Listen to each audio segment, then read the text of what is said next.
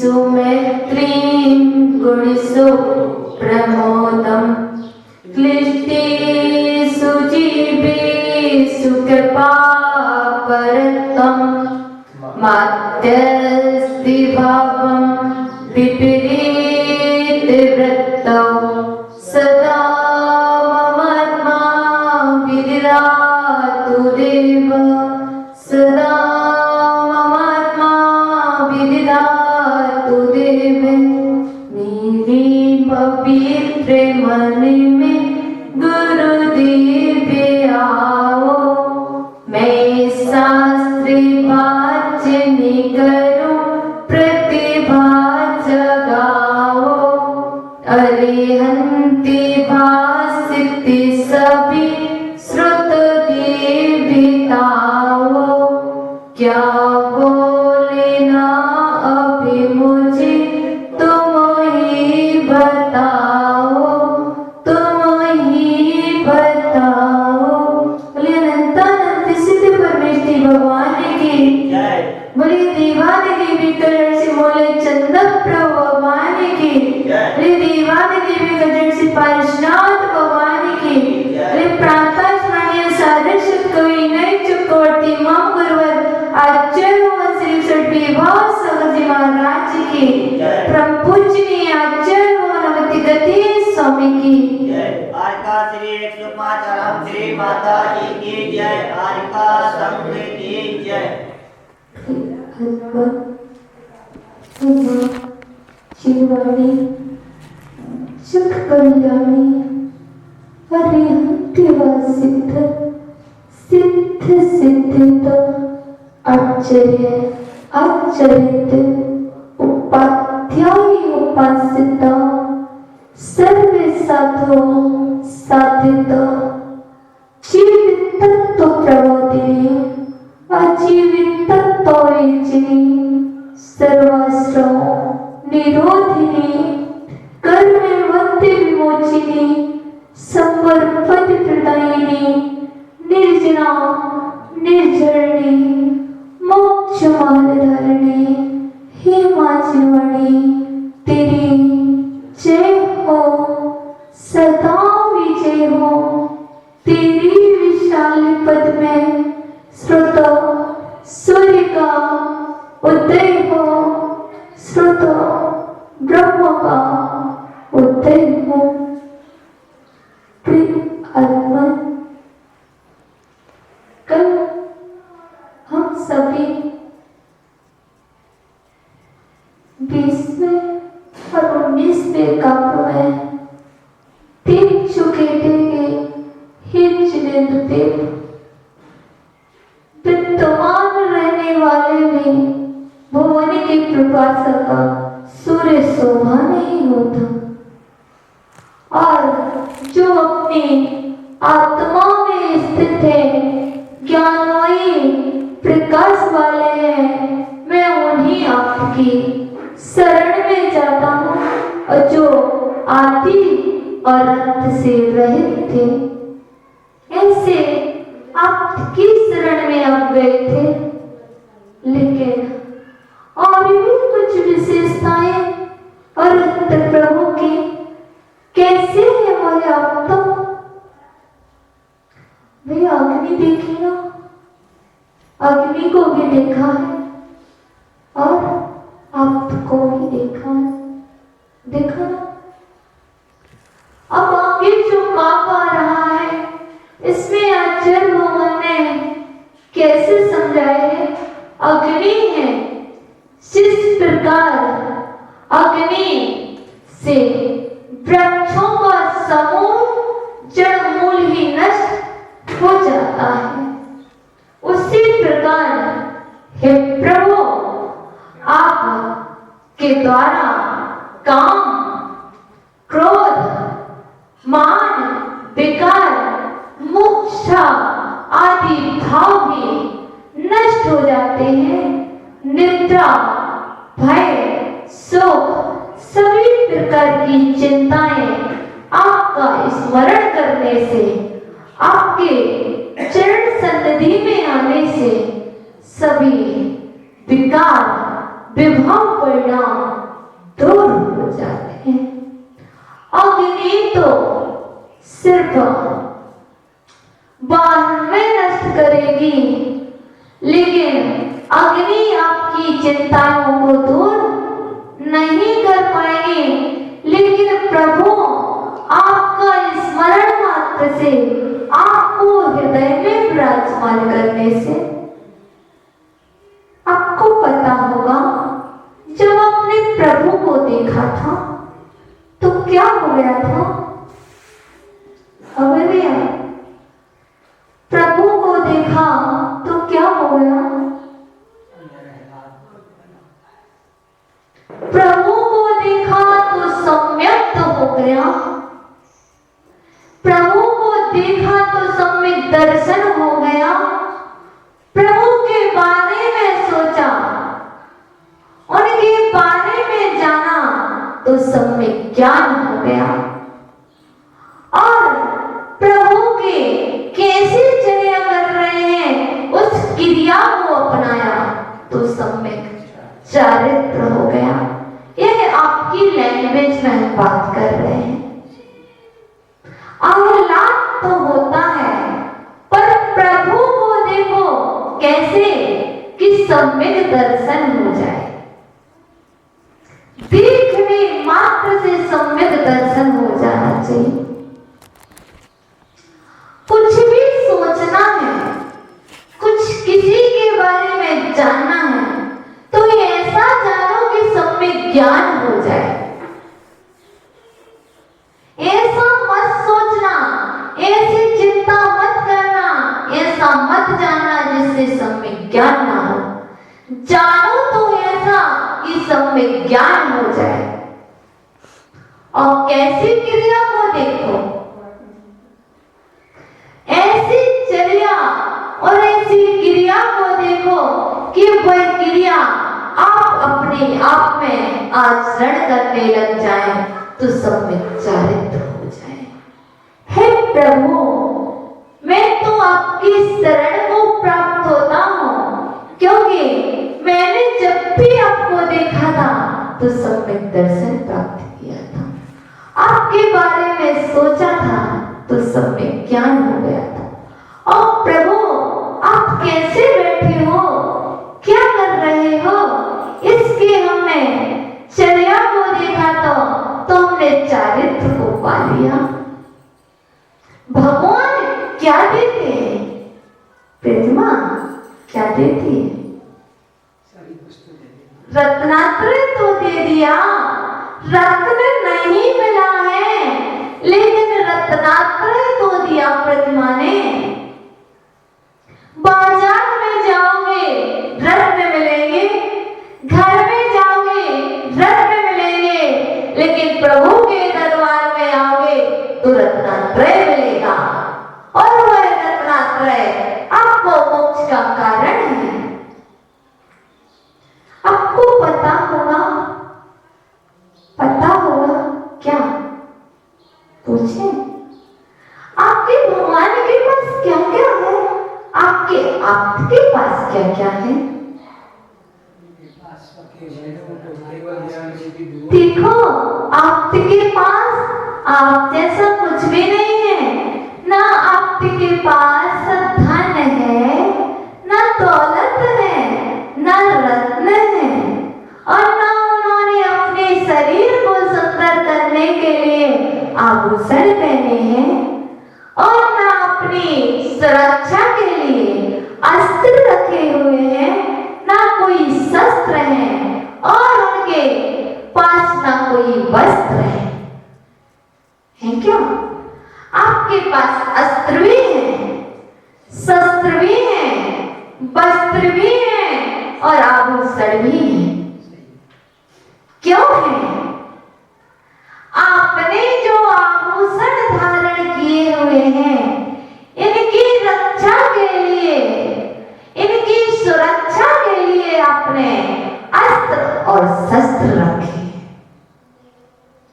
और आपके अंदर बिगाड़ी भाव जन्म ले रहे वस्त्रों को धारण किया हुआ है।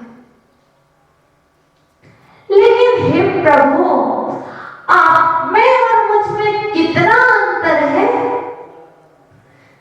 जब भी मैं आपको देखता हूं प्रभु, तो मैं सोचता हूं प्रभु, हम सुंदर दिखने के लिए आभूषण को धारण करते हैं। हम सुंदरता आभूषण से उधार लेते हैं। हम सुंदरता आभूषण से उधार लेते हैं कि हम सुंदर दिखें। हम इतने सुंदर नहीं हैं, इसीलिए तो हमने आभूषण पहन रखे हैं कि हम सुंदर दिखें। लेकिन हे प्रभु, आप कितने सहज हो। आपकी सुंदरता कितनी सहज है। आप आभूषण भी धारण नहीं किए, फिर भी तीन लोक में आप सबसे सुंदर हैं।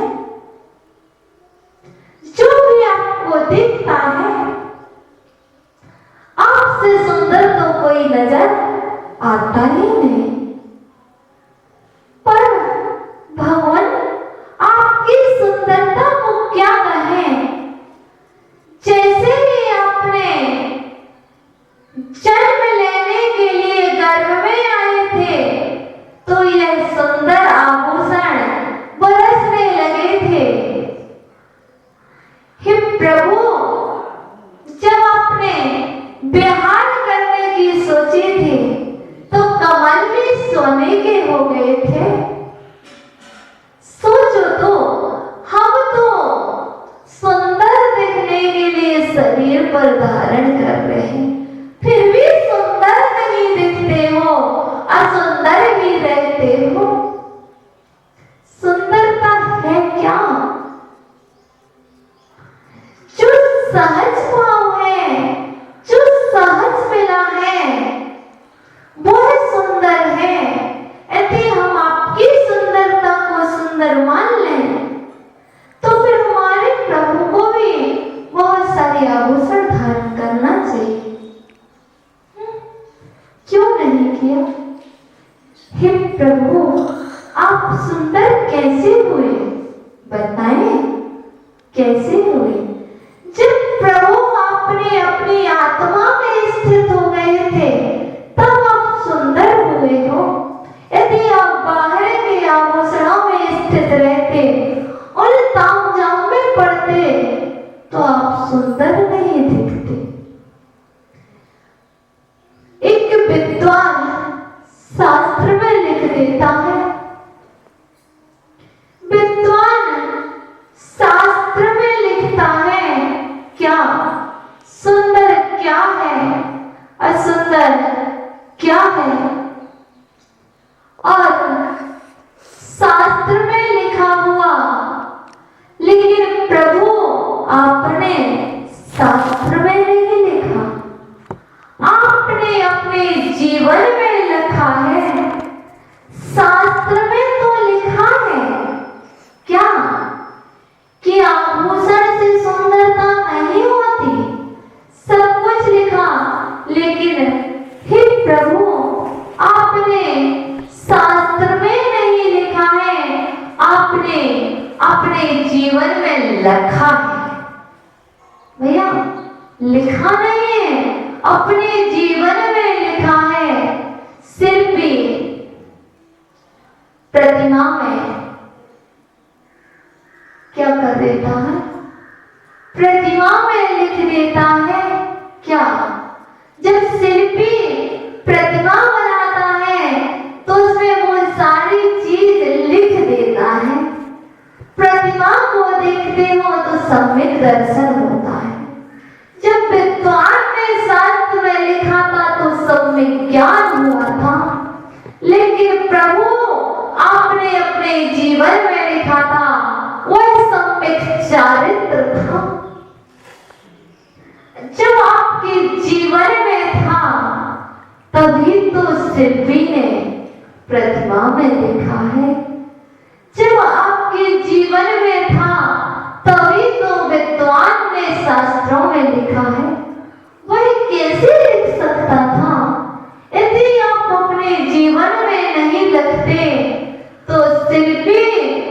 विद्वान भी शास्त्र और प्रतिमा में नहीं लिख सकता था। अब शास्त्र में लिखा है भैया, प्रतिमा में भगवान के गुण दिख रहे हैं, शिल्पी ने लिख दिए हैं, शिल्पी ने लिख दिए हैं और विद्वान ने शास्त्र में भी लिख दिए हैं। लेकिन आपको अपने जीवन में लिखना है जैसा हमारे प्रभु ने लिखा था। अब बात आती है, ओए आप कैसे हैं? ऐसे हैं बोले आपकी आप तो, बोले आप तो आपके बारे में कुछ सोचते हैं क्या भैया? नहीं सोचते। वो तो सिद्धालय में है, पर आपका जो मन है, आप आपके लिए आपका यह मन यहाँ से सिद्धालय में पहुंचेगा। आप आपकी प्रतिमा को देख रहे हैं, आप विद्वान के शास्त्र को देख रहे हैं, यह निमित्त है। लेकिन आपको पहुंचना सिद्धालय है। हे प्रभु आप अनंत देव, हे सिद्ध परमेश्वरी, मैं अपने स्थान से बैठ करके आपके लिए नमस्कार कर रहा हूं। अब यदि आपके वचन सिद्धालय तक पहुंचेंगे, क्योंकि आपको पता होगा क्या, चेहरा बोलता है, बोलता है। चेहरा हृदय की अनुक्रमणिका हुआ करता है। कौन कहता है? कौन कहता है? हम सब कह रहे हैं, कह रहे हैं ना। पर प्रभु चेहरा तो बोलता है, लेकिन आचार्य भगवान बट के स्वामी मूलाचार्य में क्या लिख रहे हैं? हे प्रभु चेहरा तो बोलता, लेकिन सभी का तो चेहरा बोलता है, लेकिन हे प्रभु आपके तो द्वय चरण भी इतना बोल रहे हैं कि बता नहीं सकते। आपके द्वय चरण क्या बोल रहे हैं? आपके द्वय चरणों से निकली हुई विशुद्धि जब हम अपने माथे पर लगाते हैं तो वह सर्वौषधि का काम कर जाते हैं। आपके चरणों से निकली हुई जो विशुद्धि हम अपने जीवन में ले जाते हैं तो क्या होता है? रोग दूर हो जाते हैं। प्रभु हम आपके चेहरे को नहीं पूज रहे, प्रभु हम तो आपके चरणों को ही पूज रहे हैं। हम तो आपके चरणों को हृदय में विराजमान कर रहे हैं कि मेरा यह हृदय पवित्र हो जाए। हे प्रभु मैं आपको याद करूंगा तो मैं यह मन भी मेरा पवित्र हो जाएगा। इसलिए हम प्रभु के पास आए हैं, प्रभु को याद करें।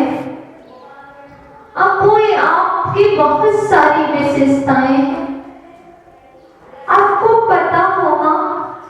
एक बार कोई दिगंबर दीक्षा ले ले तो क्या बना हुआ है, घर वापस जा सकता है। आपने एक कथानक सुना होगा ब्रह्म कुमार का। वो सभी रूप बना सकता था पर एक रूप नहीं बनाया था। उसने टाइम लिया था, मुझे 6 महीने का टाइम दिया जाए,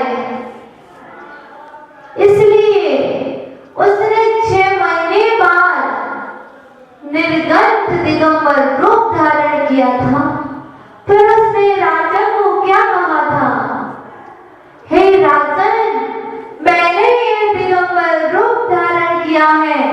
मैं खेल खेल में जादू के द्वारा बहुत रूप धारण कर सकता था, लेकिन यह दिगंबर वेश धारण करने के बाद पुनः कभी दूसरे रूप में नहीं आया जाता है। इसलिए कभी भी नाटक में, खेल में दिगंबर रूप धारण नहीं करना चाहिए, क्योंकि खेल तो हो सकता है, खेल खेल होता है, लेकिन खेल खेल में हम दिगंबर रूप धारण नहीं करते हैं। इस बात को ब्रह्म गुलाल ने बताया है।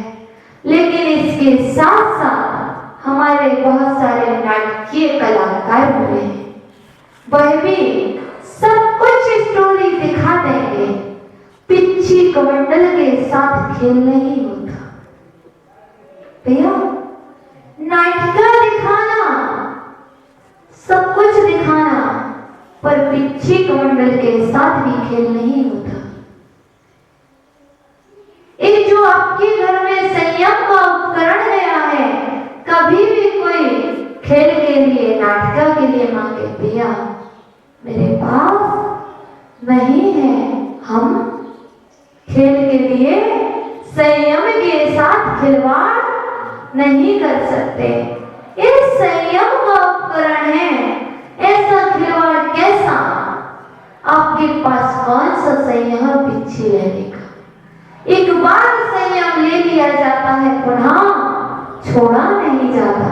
इसलिए हम खेल खेल में भी आपको बनना है, बन जाओ ना, बात के पीछे मत लेना भैया, पीछे मत लेना, कमंडल मत लेना, और वेश दिगंबर धारण मत करना, क्योंकि खेल तो हो सकता है, लेकिन खेल खेल के साथ संयम नहीं खोना। इसलिए हम आपको बता रहे हैं, बात चल रही, वो बात प्रसंगवश आ गई है, तो आगे के लिए हमने बता दिया है, क्योंकि बड़े लोग बैठे हैं, बड़े बच्चों को मार्गदर्शन दे सकते हैं। हमने पिछले चातुर्मास में सत्येंद्र शर्मा जो कंठस्थ कलाकार है, हमने उनसे पूछा, भैया आपने मुनिराज का पूरा प्रकरण क्यों नहीं दिखाया? तो उन्होंने क्या कहा था, माता जी हम सब कुछ दिखा सकते हैं, पर यह दिगंबर भेष, ये दिगंबर परंपरा, इसको यदि एक बार भी स्वीकार कर लिया तो फिर हम तोड़ नहीं सकते। यदि हम नाटक में भी यदि स्वीकार कर लेते हैं कि हम ब्रह्मचर्य व्रत लेते हैं, यदि हम नाटक में भी कह देते हैं, तो हमें आजीवन लेना होगा। इस सत्येंद्र शर्मा की वचन थे भैया, जैन नहीं था, पर जैन स्टोरी दिखाता है, जैन कथानक दिखाता है, उसने ये कहा, कहता माता जी हम जो नाटक दिखाते इसमें यह भी नहीं कहते मैं आजीवन ब्रह्मचर्य व्रत लेता हूं, इस प्रकरण को आएगा वही बंद कर देते, क्योंकि यदि हमने बोल दिया है, हमारे पास देव भी विराजमान है, शास्त्र भी विराजमान है, गुरु भी विराजमान है, और सभा भी विराजमान है। यदि हमने बोला तो हमें स्वीकार करना पड़ेगा। उसने हमसे एक क्वेश्चन पूछा था, माता जी आपने व्रत लिया था तो आपने क्या कहा था? हमने कहा भैया हमने यही कहा था, हे आचार्यवन हम आजीवन ब्रह्मचर्य व्रत लेना चाहते हैं, हम आजीवन ब्रह्मचर्य व्रत लेते। और क्या किया था आपने? मैंने सिर्फ कायम किया था। तो बस हमें भी तो बोलना ही तो है, ये व्रत बोलना ही बस तो है, धारण हो गया ना। इसलिए जो चीज हम कर नहीं सकते वह हम बोलेंगे भी नहीं। इसलिए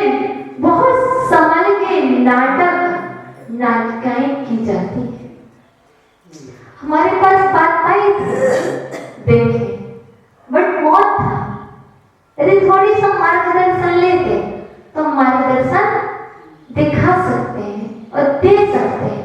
और एक चीज और, अभी आपके यहाँ विधान होने वाला है तो कुछ विशेष बातें उसको बता देंगे, बता दें। कभी भी भैया नाटक करो, शादी का प्रकरण हो, कभी भाई बहन को मत रखना। शादी का रोल कर रहे हो, भाई बहन को मत रखना। अरे शादी का मैं भी राजा की बारात में गई, भाई बहन को मत रखना। यदि रखना है तो फिर शादीशुदा को ही रख दो, सुना। बहुत सारी चीजें हैं, या फिर दोनों बहनों को रख दो या फिर दोनों भाई को रख दो। यदि हमने एक बार अपना लिया, क्योंकि जेंडर बहुत सूक्ष्म है, बोला बस भैया, बोला बस स्वीकार किया जाता है। इसलिए इन चीजों में पुण्य भी बहुत होता है तो कहीं पाप भी बहुत हो जाता है। पाप कैसे होता? हमारी अज्ञानता बस। तो हम इन छोटी छोटी सी चीजें को बहुत समय समय पर हम आपको मार्गदर्शन देते रहेंगे, विषय से विषयांतरित हो रहे हैं, बट वो प्रसंग आ गया था इसलिए बता दिया। तो बात चल रही है आपकी, अब भैया आपकी बात चल रही है। अब आप साधना करना चाहते हो, आगे सेकंड काव्य भी आ रहा है, तो इसमें अक्षय भगवान ध्यान की बात किए हैं। समाधि के लिए, ध्यान के लिए कौन कौन सी चीजें आवश्यक हैं बता दो। अरे भैया ध्यान के लिए सबसे पहले आसन की आवश्यकता है ना? है, बोलो ना। आसन नहीं लगाना पड़ेगा आपको, आपसे पूछ रहे हैं, बताओ आवश्यक है? नहीं, ध्यान के लिए आसन की आवश्यकता नहीं है, ध्यान के लिए संस्तर की भी आवश्यकता नहीं, चटाई की भी आवश्यकता नहीं है, लकड़ी के पाटे की भी आवश्यकता नहीं है, चौकी की भी आवश्यकता नहीं है, तरण की भी आवश्यकता नहीं है, यहाँ तक कि भूमि की भी आवश्यकता नहीं है। और आप कहते हो तखत होना चाहिए, तखत की भी आवश्यकता नहीं है। हमारे प्रभु ने ध्यान लगाया, पर सबकी आवश्यकता नहीं रही। हमें तो ध्यान के लिए और समाधि के लिए किस चीज की आवश्यकता है? हमें विषय कसायों की त्याग की आवश्यकता है, इंद्रियों को जीतने की आवश्यकता है। यदि हमने विषय कसायों को त्याग दिया है, इंद्रियों को जीत लिया है, तो ये बाहर में कोई चीज की आवश्यकता नहीं है। यदि बाहर में आसन बना रहेगा, यदि अंदर के विषय कसाय नहीं त्यागे तो समाधि नहीं होगी। प्रतिपल समाधि चल रही है भैया, आप समाधि कर रहे हैं, समाधि कर रहे हैं, क्या कर रहे हो? कुछ तो चल रहा हो भैया। दो में से अपने जीवन में एक ना एक कुछ घट रहा हो, या तो आप प्रतिपल समाधि कर रहे होंगे या फिर असमाधि कर रहे होंगे। कैसे? यदि हम राग द्वेष कर रहे हैं तो असमाधि कर रहे हैं, यदि हम भीतरागी भगवान को याद कर रहे हैं, उनके गुणों को गा रहे हैं तो समाधि कर रहे हैं। मंदिर में बैठे हो, मंदिर में बैठ करके घर को याद कर रहे हो और राग द्वेष को याद कर रहे हो, तो मंदिर में बैठ करके भी असमाधि कर रहे हो। घर में बैठे हो, पर घर में बैठकर मंदिर का त्याग नहीं कर रहे हो,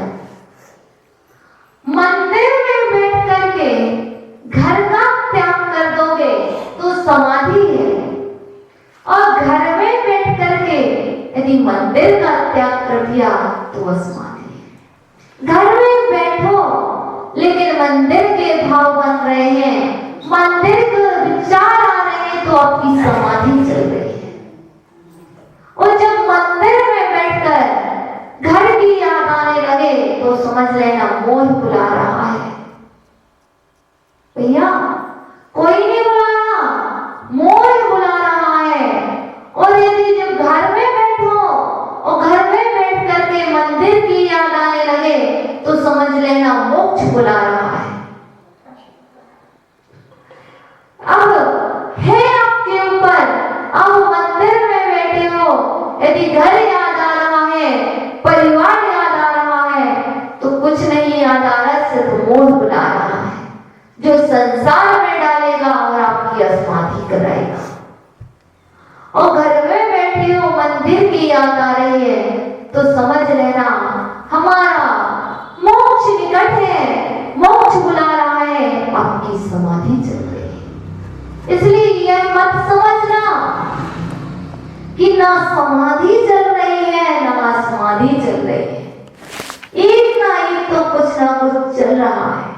उपयोग माता जी कहीं ना कहीं रहेगा। अब तुम में से कुछ होगा, या तो समाधि होगी या असमाधि होगी। यदि समता परिणाम है तो समाधि चल रही है, यदि संक्लेशमय परिणाम है तो असमाधि चल रही है। अब ये कैसे भी हो सकता है, कैसे भी हो सकता, आपकी भी बात नहीं कर रहे, हमारी भी। यदि हमारे अंदर राग द्वेष कोई विचार विकार विचार आ रहे हैं, संक्लेश हो रहा है तो हम भी संक्लेश में असमाधि कर रहे हैं। ये असमाधि कुछ नहीं है, आत्महत्या है। ये आत्महत्या है। हम हत्यारे नहीं है फिर भी आत्महत्या कर रहे हैं।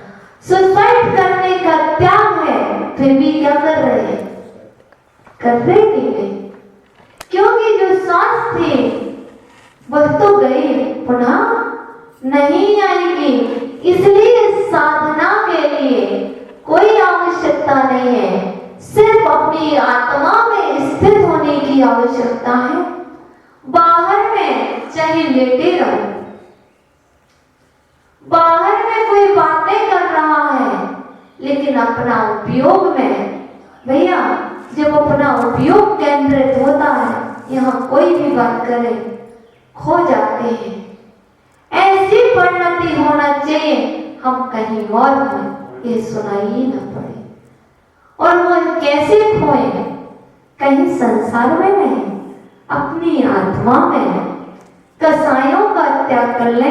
हमारे प्रभु जब उन्होंने चारों कसायों का त्याग किया था, क्रोध मान माया लोभ जो सब परिणाम थे इनका त्याग किया था, और आपको पांचों इंद्रियों पर विजय प्राप्त करो या ना करो, लेकिन सिर्फ आप 8 अंगुल पर विजय प्राप्त कर लो।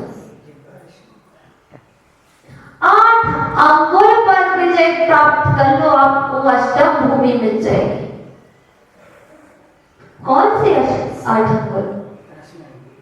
नहीं, हाँ, 4 अंगुल की रसना इंद्रिय और 4 अंगुल की स्पर्शन इंद्रिय, इस पर विजय प्राप्त कर लो, आपको अष्टम भूमि मिल जाएगी। क्योंकि यह क्या है, कौमेंद्रिय कहलाती है दोनों, और तीनों इंद्रिय जो शेष नहीं है वह भोगेंद्रिय है। यदि इन 2 पर आपने 8 अंगुल पर विजय प्राप्त कर ली है तो आपको अष्टम भूमि मिलने में वक्त नहीं लगेगा, और आप तक पहुंचने में भी वक्त नहीं लगेगा। जब तक आप इनको बस में नहीं करेंगे तब तक आपसे कहीं बहुत दूर रहेंगे, बहुत दूर रहेंगे। तो चलो देख लेते हैं काव्य को।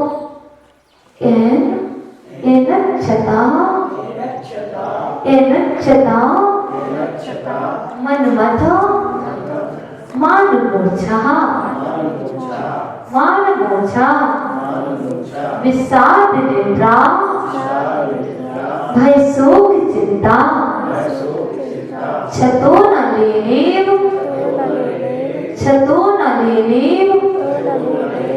तरुप प्रपंच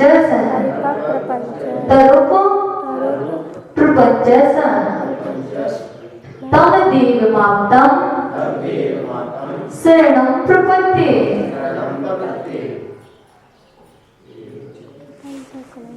चलते हैं, आपके में प्रपंच होगा, है ना, क्योंकि माता जी की पुस्तक में हमने देखा है कि चेंज हुआ है थोड़ी, दोनों ठीक है, चाबी है और साबी है तो दोनों ठीक है। चलते हैं, चता मन मत माने मूर्छा,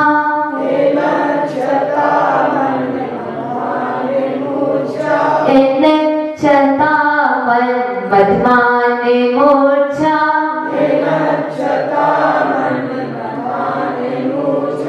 विषाद निद्रा भय शोक चिंता, विषाद निद्रा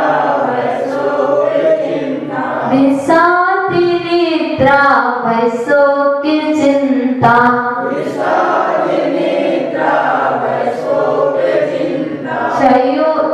छतो न लेने तत प्रपंच,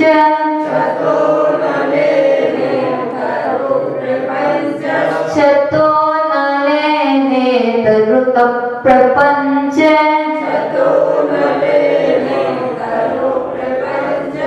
तम देवी मातम शरणं प्रपद्ये। उच्चारण करेंगे,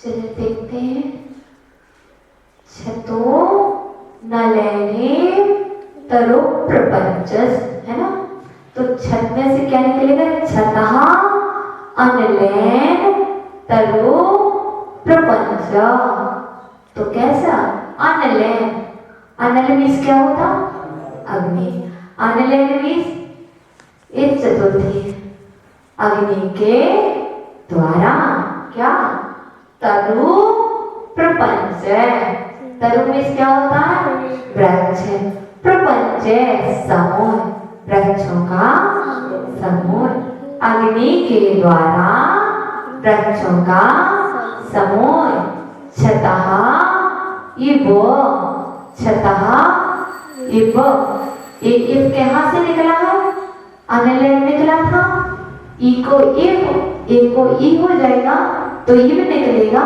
इव मास क्या होता है, ही, है ना, अग्नि के द्वारा वृक्षों का समूह भी क्या होता, क्षय, छतः क्षय को क्षय कर दिया जाता है, एन मीन्स जिसके द्वारा मनमथ मान मूर्छा, मनमथ मान मूर्छा, मनमथ मीन्स क्या होता है, मनमथ मीन्स क्या होता है, काम बेकार, और इसके बाद मान आया है, मान, मूर्छा, भाव, विषाद, निद्रा, भय, शोक, चिंता, ये सारी चीज एक साथ ले लेंगे, मनमथ मान मूर्छा विषाद निद्रा भय शोक चिंता, अग्नि के द्वारा वृक्षों का समूह जैसे नष्ट कर दिया जाता है, जिसके द्वारा, किसके द्वारा, काम, मान, मूर्छा, विषाद, निद्रा, भय, शोक, चिंता आदि समस्त दोषा, कैसे, छता किए जाने पर, क्षय हो जाने पर, कैसे, अहम तमाप्तम देवां शरणं प्रपद्ये, मैं उन आप देव की शरण को प्राप्त होता हूँ। अब भावार्थ देख लेते हैं। जिस प्रकार अग्नि से वृक्षों का समूह क्या होता, क्षय को प्राप्त हो जाता है, उसी प्रकार जिसके द्वारा काम, मान, विकार, मूर्छा, विषाद, निद्रा, भय, शोक और सभी प्रकार की चिंताएं नष्ट कर दी गई हैं, मैं उन आप्तदेव की शरण को प्राप्त होता हूँ। आगे न समझ में चलते। ना संस्तरो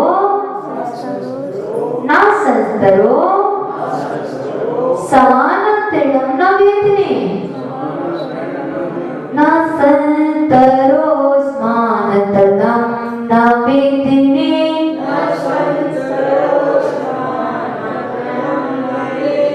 ना संस्तरो समा न तृणम न वेदने, विधानतो नु फलको विनिर्मितः, यतो निरस्ताक्ष कषाय विद्विषा सुधीभिरात्मैव सुनिर्मलो मतः, न संस्तरो स्मान तृणं न वेदने,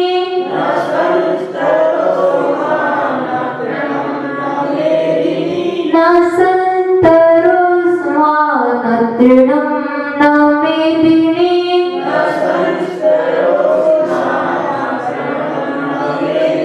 विधानतो नो फलको विनिर्मिता,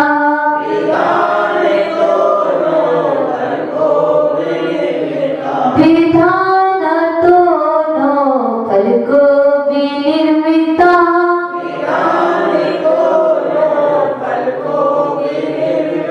यतो निरस्तक्ष कषाय विद्विषा, यतो निरस्तक्ष कषाय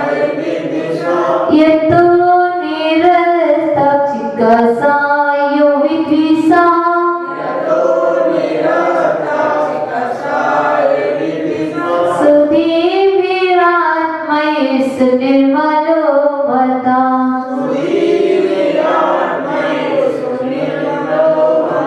सुधीभिरात्मैः सुनिर्मलो मतः।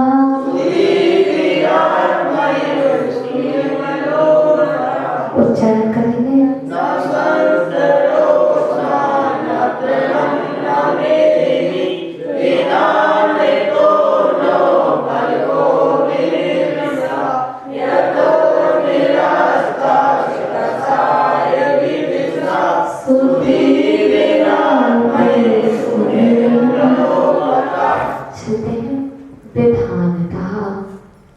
विधान रूप से या भिन्न रूप से, भेद रूप से समाधि साधना, समाधि का साधन, विधान रूप से या भेद रूप से क्या, समाधि साधना, समाधि का साधन क्या, ना संस्तरोस्मा, ना संस्तर है, तात्पर्य आसन नहीं है, ना तृणम, ना तृणपुंज है, क्या तृण बीज क्या होता है, घास, उसकी बनी हुई चटाई भी नहीं है, तृण से ही बनती है, घास से चटाई, तो क्या बोल रहे हैं, विधान रूप से या भेद रूप से समाधि का साधन आसन नहीं है, तृण बता रहे आगे आगे आ रहे ना तृणो ना तृणपुंज भी है, और का ना मेदिनी, मेदिनी भी पृथ्वी, ना पृथ्वी है, समाधि का साधन आसन नहीं है, तृण नहीं है, पृथ्वी नहीं है, और क्या विनिर्मिता फलका, विनिर्मिता फल का विनिर्मिता ना बनाया गया। क्या? काष्ठ का फला का, काष्ठ की चौकी पाटा भी फल का मीन्स क्या होता? लकड़ी से बनाया हुआ चौकी पाटा तथा यह भी समाधि का साधन नहीं है। क्या? यतः क्यों? सुधि सुधि सुधि मीन्स क्या होता? सुधि मीन्स क्या होता? ज्ञानी पुरुष। सुधि मीन्स विद्वान ज्ञानी पुरुष। सुधि भी क्या है? सुधि भी तृतीया का बहुवचन है विद्वान। क्या? विद्वानों के द्वारा, बुद्धिमानों के द्वारा। कैसा? निरक्षास विद्विषा। निरक्षास क्या? विषय रूपी कसाय रूपी शत्रुओं से रहित है। निरक्षास विद्विषा कैसे? विषय कसाय रूपी शत्रुओं से रहित। सुनिर्मला कैसे? निर्मल आत्मा एवं आत्मा ही क्या है? मतः माना गया है। इसमें बताया गया है समाधि का साधन ध्यान का आसन संसद नहीं है, पाषाण नहीं है, तृण नहीं है, भूमि नहीं है और ना काष्ठ का चौकी तथा, किंतु जिसके अंदर से विषय कसाय रूपी शत्रु दूर हो गए हैं, ऐसी निर्मल आत्मा ही ज्ञानी जनों का ध्यान का आसन है, समाधि का साधन है। अर्थ समझ में आ गया? नहीं आया। समाधि का साधन क्या नहीं है? आसन संसद पाषाण तृण भूमि चौकी पाटा नहीं है। समाधि का साधन तो अपने विषय कसायों से रहित है और इंद्रियों से रहित जो आत्मा में स्थित है वही आत्मा है। आत्मा में स्थित समाधि का साधन है। बताएंगे